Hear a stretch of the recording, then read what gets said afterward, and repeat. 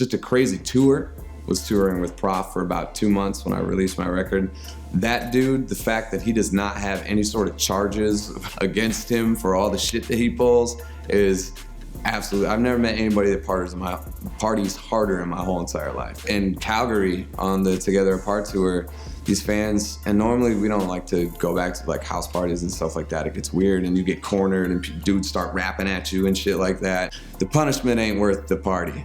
But, you know, we go back and they're like, we got a penthouse on like the 30th floor on the top of this building. So we're going, I stay sober to drive.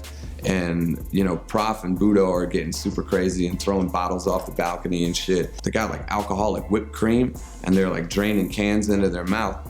And dudes black out and start eating plants in the house.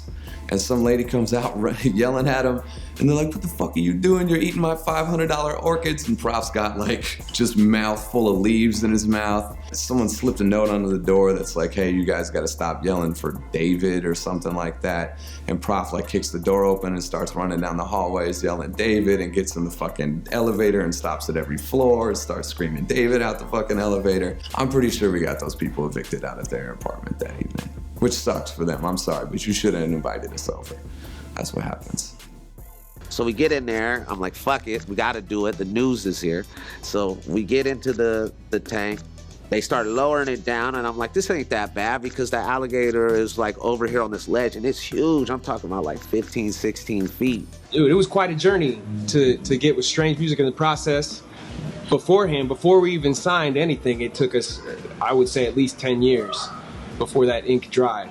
And lots of independent projects and shows and everything else in between, and small cars and short trips and you know, floors of people's cribs. I know the you name it. Seeing somebody in the exact same place as me and watching all hope of ever succeeding fall away, and watching that progression completely stop, watching that hit that brick wall and just shatter, was really motivating and eye-opening. And I look at this, I'm like, this is what I think this is. I look over to the crowd and I see this guy in the crowd like,